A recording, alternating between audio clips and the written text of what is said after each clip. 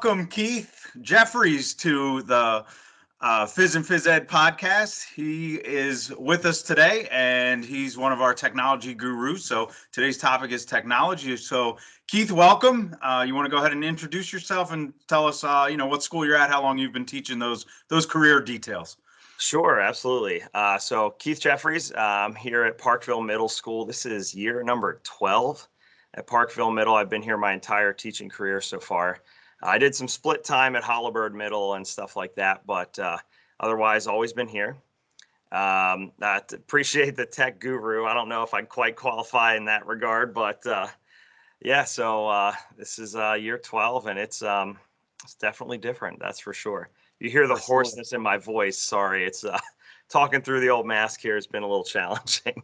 I talked to a teacher the other day that said the exact same thing. Like, my throat is killing me every day because you're screaming through the mask and you can't hear. So then you're like in some kid's face, like just trying to listen to what they're saying. Would you say? Yeah, it's every day. Every day. Rough. I know. I hear you.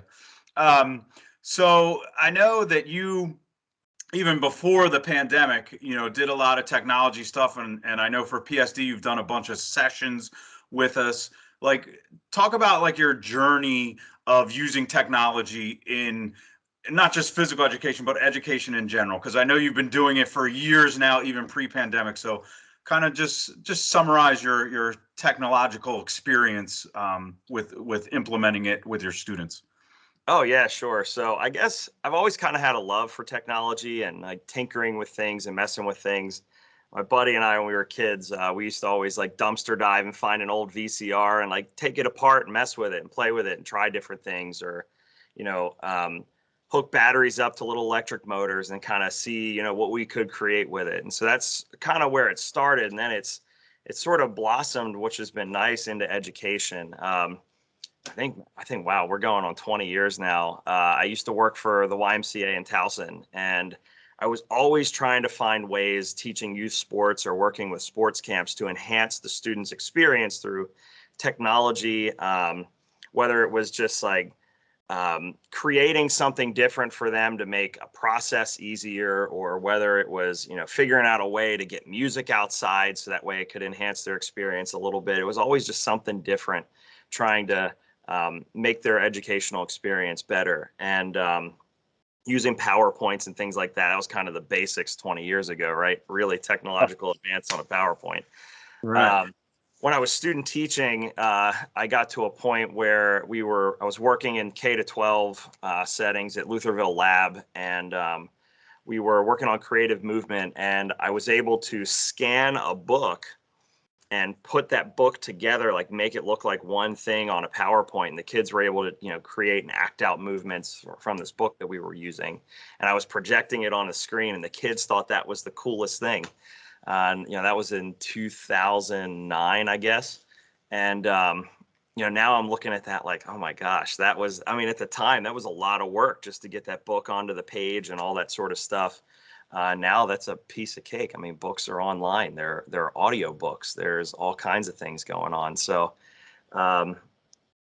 now, I've kind of done some PDs over the last couple of years, and really gotten into learning and incorporating technology into phys ed. Obviously, as many schools are, there's a budget thing where I'm limited in that regard. But fortunately, with virtual learning, it's also kind of helped to bring in some of that technology, and the county is using that money to kind of expand on that. So we're able to use it much nicer, especially with one-to-one devices here in the county. Yeah, and I think that's been the silver lining with the COVID is we were all forced to use technology. And I know, like, I was the same way. Like, technology always kind of interested me, and like Excel sheets and figuring that out, even before I was teaching, like learning how to use those, and going to PDs and just learning about it. But the best way for me to learn it was to actually do it. Like, you can tell me about it and tell me shortcuts and all this, but until you give me a project that I really have to work on, then I really understand like what needs to be done, to work an Excel sheet or something along those lines. So I think the silver lining for COVID is that it forced us all. How do we use this technology? Even though Schoology was around, we didn't really use it in phys ed the way a lot of other teachers used it, and now we were forced to. So I think it's definitely been a helpful sort of push for a lot of us. And I guess that leads me to my next question is, and you started to touch on this, like, how do you see technology fitting in physical education? Like, like what role does it play, and how can it enhance your instruction? I don't want it to take over the instruction, but what are things that teachers could do to help enhance their instruction Yeah, in absolutely. So it's funny. I wrote on my board today that my students need to bring their devices to class, and one of the kids was downstairs and he says, "Oh my God, are we going to be on this device the whole time? I mean, this is PE class." And I said, "You're exactly right. This is PE class. Absolutely not. We are not going to be on our devices the whole time. Um, we're going to use that." And I said to him, "We're going to use them to enhance our learning. This is going to help us get to where I want you to be skill wise for the football unit that we happen to be doing." And so I think technology can be a big motivator. I'm sure people listening right now have their Apple Watches on and they're like, "Oh my God, I need to close my rings." Or they may be working on it right now. They're sitting out, going for a walk or whatever, trying to close those rings on their Apple Watch, or, get to their 10,000 steps, or, however many steps their goal is for that week. So it can be a real motivator. And these wearable techs, are definitely a big category that I think we as PE teachers could certainly take advantage of course, provided the budget's there. Right. And then, For one thing is budget. The other thing too is I know a lot of those like monitors that you can wear and stuff, they all run off of an iPad. So there's even more right, budget, yeah. that you have to invest to get that to work. So sorry, I cut you off. Go ahead. Oh no, it's okay. Yeah. So when students come, like we tell them take off their jewelry and things like that. But if they're wearing like an Apple Watch or a Fitbit or something, absolutely keep that on. I want that to document your activity. I want you to be motivated by that. So I encourage students to get it. If I find like deals on Amazon, I'll kind of say, "Oh, hey, if you're interested," because they look at my Apple Watch all the time. This is a big investment for me, by the way. I Right. just Yeah. kind of got on board with it during COVID, and it was just a motivator for me to get out and exercise, especially during COVID when we were just constantly sitting in front of a computer all the time. I was like, I really want to get out and close my rings tonight. So even if I was in front of the computer planning all day, it motivated me to get up and get out and go exercise. But I think also tech has a way of enhancing learning. Using YouTube is such an amazing resource for skill development. I mean, we can record videos and do all those sorts of things, but I mean, let's be honest, there are so many people who are so talented at producing incredible videos and, slowing things down or capturing different shots that they've already done it. There's no reason for us to reinvent the wheel. I mean, YouTube is just such an amazing wealth of information for us to say, all right, we're going to watch this video of this professional athlete performing a free throw, or, swinging a baseball bat. There's so many enhancements that can be done there. And then we can incorporate those into like documents where we have these hyperdocs now, which I did a presentation on, and they're so useful to students. And I found my students really engage and dive into the learning when we get into those, and I'm working with them in class. And that's what we were doing today. Actually, was completing a hyperdoc on a football skill. We maybe spend, I don't know, 10 minutes kind of going over some different things on a slide, on a Google Slides presentation that I have. I might show them a video from time to time, or I'll demonstrate in front of them, but then I'm talking with them about the cues and they're typing them. And I think that kinesthetic part of actually just typing the cues out is helpful for them committing it to memory too. So it really has a place to motivate, and I think it also can really enhance learning in phys ed. And can you define what a hyperdoc is? Just a quick, I know what it is, but for anyone that's listening that isn't sure what you're talking about, like what it is and exactly how you use it in with your class, like what you did today during your unit or Yeah, your lesson, so I should a say. hyperdoc is it's a number of different things, but kind of in the basic form, it's like a digital working document. On that document, you can include links to websites.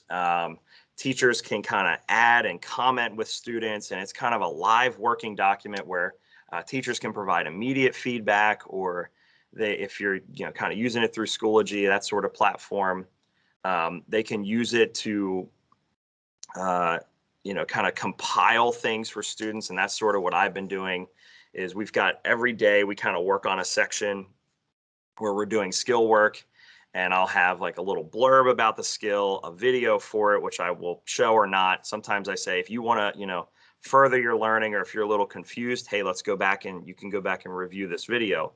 And it kind of frees me up instead of having to stop and re-demonstrate. They can go watch the video while I'm still working with other students in the class. And then on the other side of it, I kind of have a column where they answer some questions and reflect on their performance. Oftentimes it's, okay, what do you think you did well with this skill? And then they can kind of document, and some of them, prying the detail out is one thing. But some of them provide a lot of detail. I got some really great responses on a badminton skill work document that we did, and where they were critiquing themselves and their serving, and it was really, really nice. And they talked about, what they did well, and then next question was, well, where can I improve? And they were very specific, and it actually helped them to think about, all right, well, next class, this is what I can do to do better. So it's a really working document. It's there's so many different forms and different ways that it can be used. Obviously, I'm happy to talk with anyone or share that information with anyone again and direct them in the places where it's good. But it really enhances the student learning, is what I'm finding. Yeah, no, and I know anyone that has attended your PSD sessions, I know you use the Hyperdoc to run the session. So like, Right. they have an understanding of how it's used, because that's how the session is run. And I like the fact that I know the one you did this year was very differentiated, where it was like, and you can do this with your students too, like, okay, I don't really know anything about table tennis. So then here's the section I'm going to go to, that you had set up in your Hyperdoc, and I'm using this as an example. Mm-hmm. So those students can go there and just get the basic rules of what it is, what it looks like, and things like that. And then if you have students that do know that, okay, let's get into more specifics of how can I do a serve differently than I've been doing it, I like the fact that it makes it easily differentiated for your students just based on the document and how you set it up. It's a little more front loading, but it is great access for the students to get them support wherever they fall. And I think going to badminton, as you were talking, or not badminton, table tennis, as you were talking, and going back to your earlier comment about YouTube, I know like when I was growing up, we'd say like I had field hockey, and I'd never really seen a field hockey game, and then you're learning the rules about one side of the stick and all that, but I had never really seen how it was done. And Right. we went through the whole unit, and then finally, like we went to like we all thought we were really good, and we went to a Towson field hockey game, and we were like, oh no, never mind. We're not That's playing the game the way it's supposed to be played, but we didn't have access to that back in the day. But now, like I remember, I don't know who it was. Someone shows like a table tennis, when they start their table tennis unit, they show this like wild rally from, I don't know if it's the Olympics or like a world championship, and you're just seeing like this speed and the hand-eye coordination, and it like blows you away. They hit it back and forth nonstop with just these crazy shots, and it lasts like a 5-minute point. And it's like, wow, that's really impressive. But now you have access to see that, and students see that when the unit starts. So I certainly Right. think that Obscure respect of sports YouTube like is that. great. Yeah, obscure sports like that, it makes YouTube especially makes it so accessible. I do cricket here at school. 90% of these kids have no idea what cricket is. And when I show them, they're like, "Oh my God, that's so cool!" When they actually kind of see how it works and how it's played, and it's sort of, they're like, "Oh, he didn't just make this up." Right, exactly. Yeah, there's a whole universe that does cricket, and in other countries, I mean, that's their football, right? People Yeah, don't it's understand that here. second most popular sport in the world, from what I understand. The other fact that amazes me is going back to field hockey. Isn't it like something that it's the most popular men's sport outside of the U.S. It's played by all men. Here, it's mostly with girls only, which is strange. Yeah, we have my wife and I have friends that live over in the UK and Ireland, and field hockey's huge there. Right. Both for boys and girls, it's huge. And it's just not here in the United States. It blows me away because Oh, it's fun. I mean, we went.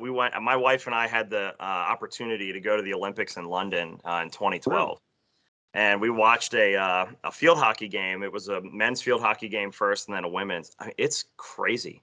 They play, on the field, the wet field, and all that sort of stuff. And I mean, it's just absolutely insane. It's like watching an NHL game, except they're not really hitting each other like in the NHL. Right.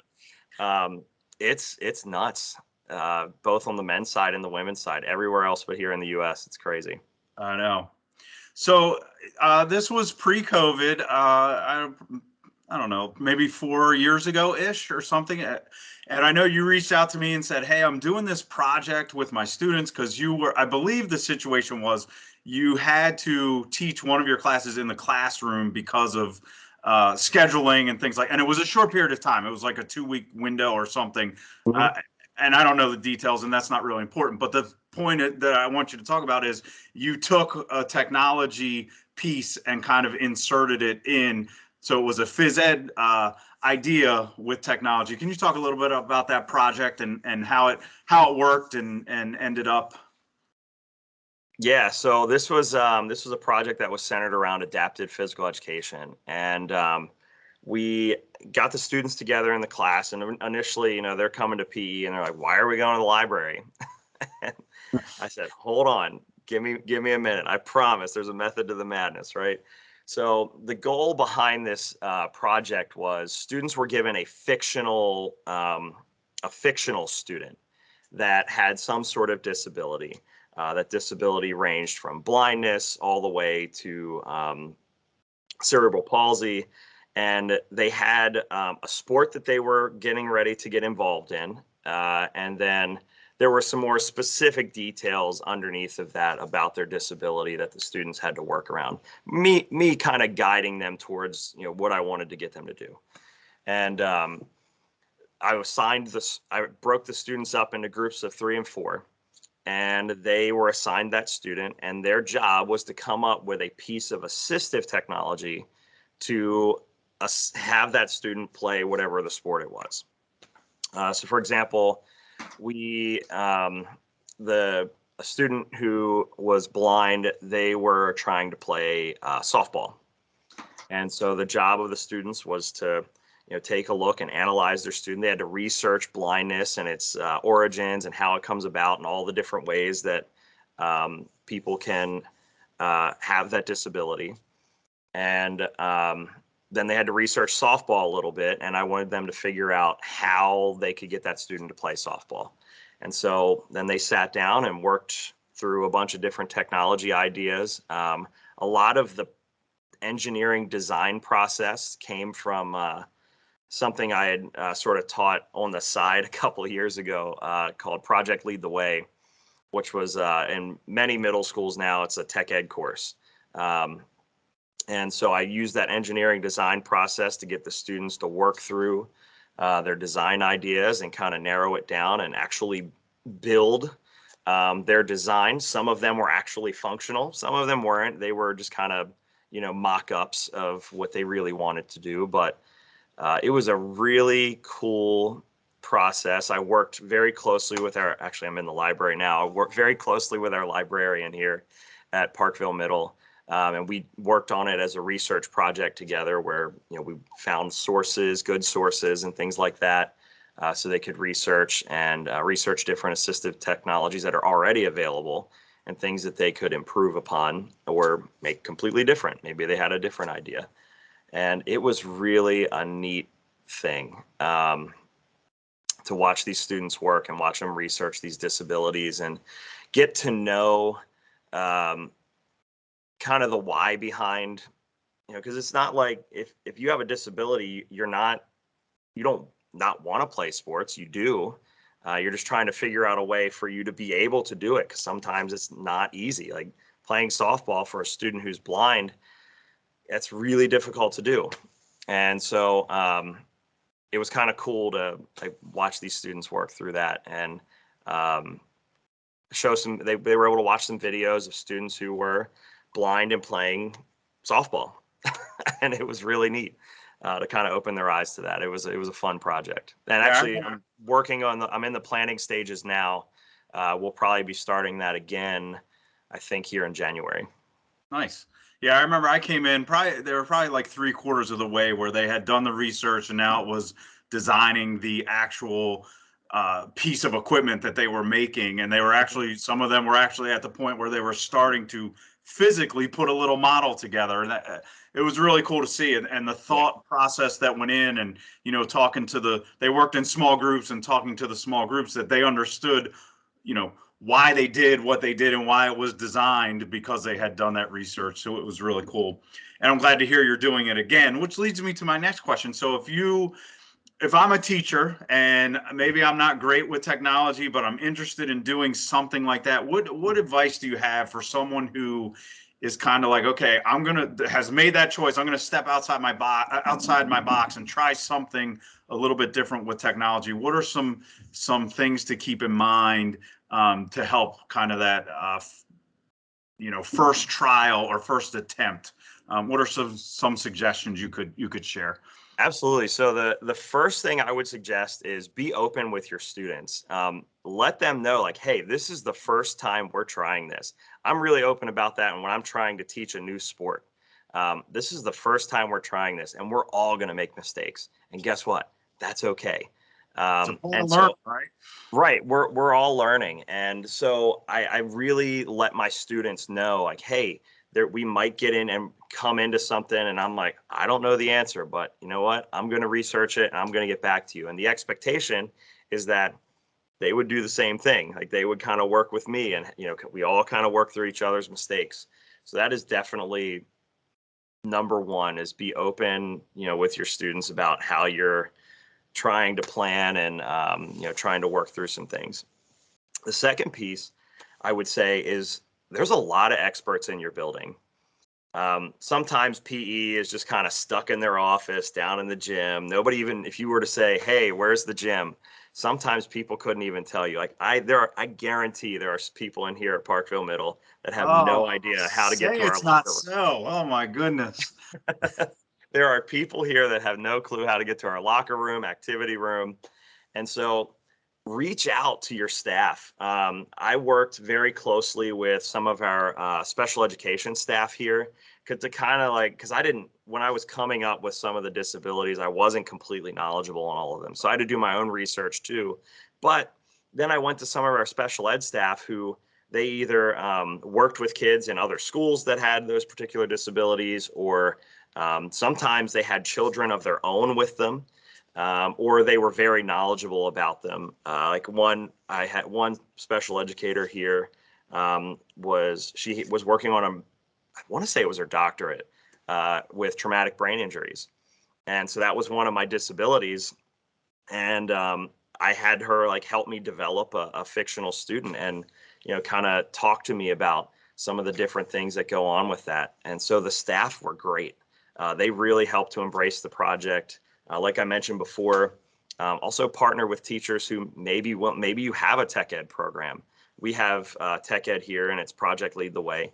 And so our tech ed teachers are on board with getting into this and partnering up so we can kind of work through some of the technology piece here in PE, but they can help design it, help build it, and work them through the process, even in tech ed, which is really cool. And then your librarians, amazing at research. Our librarian here, I don't know about all schools, but our librarian here, Amanda Konjerski, former health teacher, by the way, Shout she out. she is always looking for people to come into the library and use the books and use the research and use all the programs that the library media office has to offer to help students really dive into topics. Places like Discovery Ed or Destiny, which has huge resources for pulling up different digital books and all that sort of stuff. It's really impressive. And your library media specialist is going to be 100% knowledgeable about all that, and they're great to work with. And Yeah. then after that, you know, sit down when the unit's all done and go back through your materials. Look at what the kids have turned in. Um, Look at what you've put out there, whether it's slideshows, whether it's videos that you've used, and just try to like, hey, this didn't work. Let's change it, and just jot notes. And then when it comes time, like a month, because it takes so a project like the adapted PE project anyway takes a lot of planning because you're gathering materials for kids to build with, all that sort of stuff. Um, when you're getting into that planning stages of like, all right, I got this unit coming up, let's kind of start getting it together a month or so in advance. Um, you have those notes to go back and review, and you could say, all right, this is how I'm going to fix this. Because I don't know about everyone listening, but my memory's not fantastic. So, True. I Mine's have to terrible. write these things down, or I have to change it right when I think about it. Otherwise, I'm going to forget. I'm writing things down as you talk that I want to mention because I'll lose it in that short amount of time. So, Right, right. um, I definitely agree with you. I think asking for help and which sometimes people find it difficult to do, but asking someone that would know for help because you really don't know what you don't know, and I'm in most cases, people, if they have the knowledge, are going to be happy to share it with you and, say, hey, that's a great idea. Here's something that you should consider thinking about doing because maybe they've done it before, have used a particular program or piece of technology that has worked. So, Yeah, yeah, and I worked don't be with afraid to ask.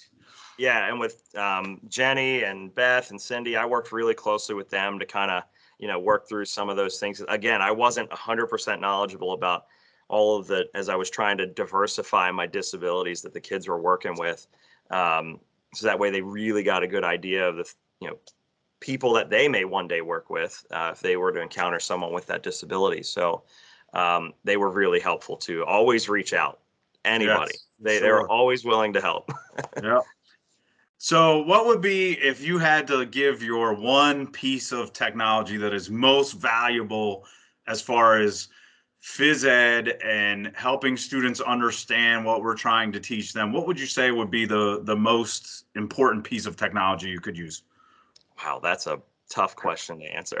Yeah, it may Um, be a list and maybe have to narrow it down. I don't know. yeah, so I don't know. YouTube, like I was saying before, is great. Now, a lot of people don't think of that as technology anymore because it's been around for so long.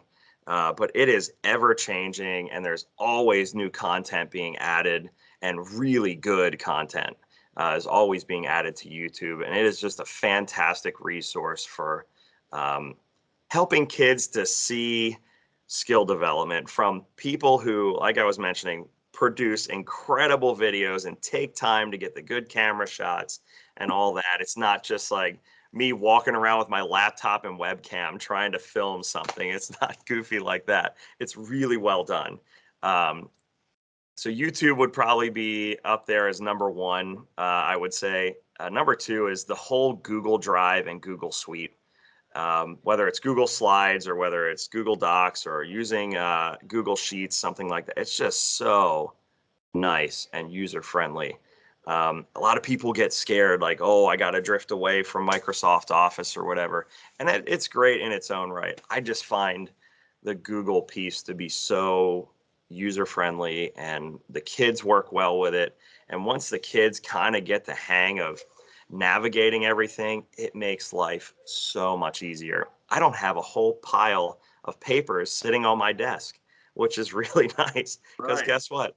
It's all saved on their Google Drive, and I can access that and see their documents live as they're typing on it if I want to. And um, it is such a great piece of technology. And when you learn how to incorporate the Google piece with Schoology, That's what uh, I was going to say. It interfaces together.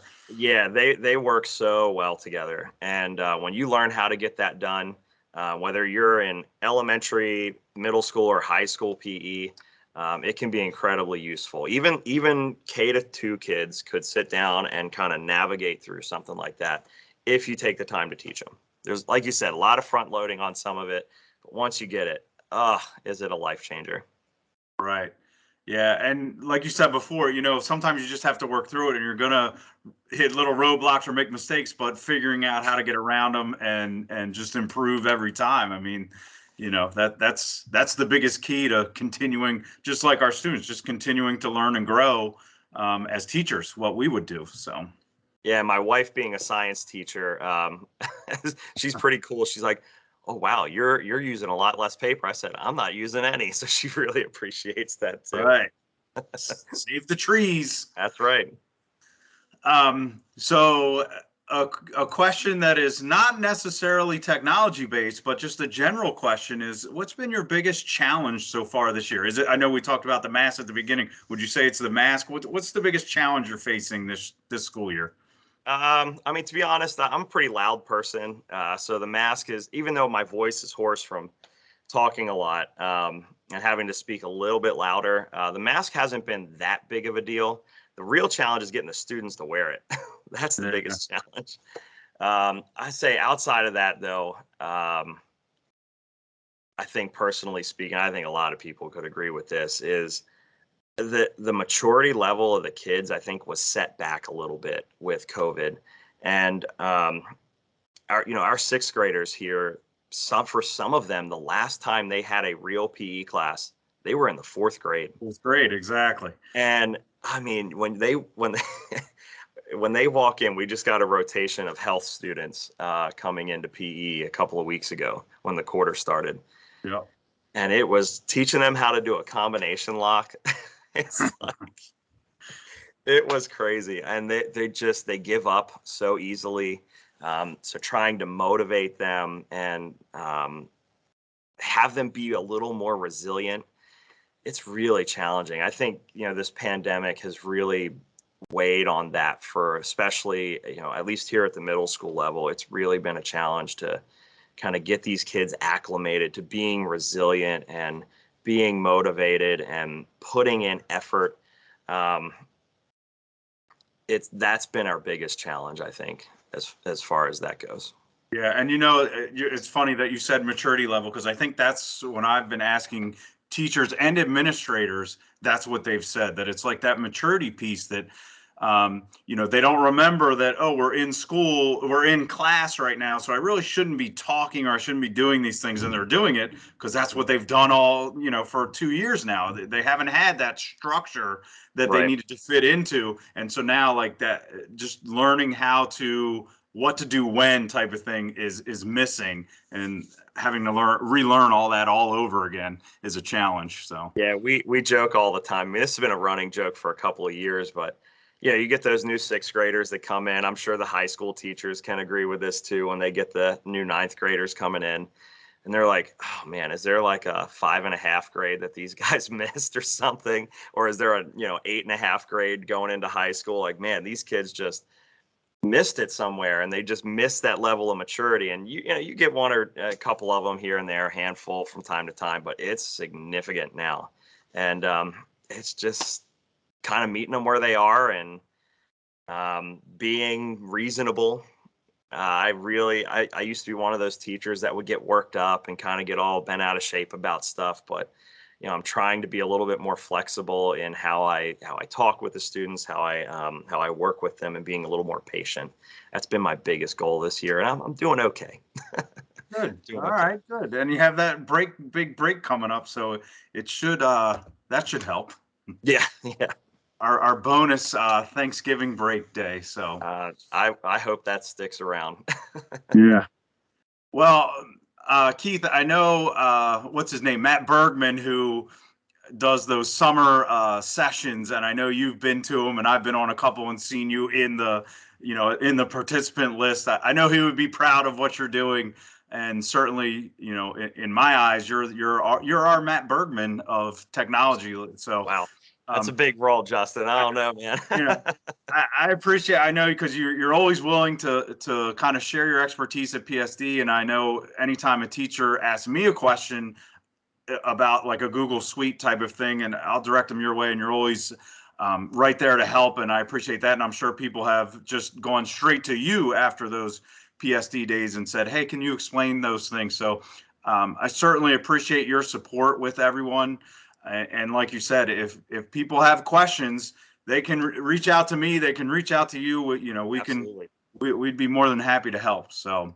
Um, I appreciate your time today. Thanks for joining us on the podcast. Yeah, And yeah. I was glad to be a guest. It's been fun. Yeah, well, and so maybe somewhere down the road we'll revisit technology and we'll bring you back on, maybe something more specific. But who knows? We'll figure out where it goes from here, right? Yeah, I'm happy to share goofy stories, all that sort of stuff, whatever you want to talk about. All right, I'll put that I'm one all in. down for a future episode. Okay. Yeah, we've got plenty. All right, Keith. Well, I appreciate your time. Thank you for sharing your knowledge and expertise with us, and we'll look forward to next time. Sounds great, Justin. Thanks a lot. That wraps up our technology discussion with Keith Jeffries. Thank you for listening in, and we look forward to our next episode when we discuss adapted physical education. Until then, keep moving, and we'll talk to you next time. Take my hand, rock to never, never land.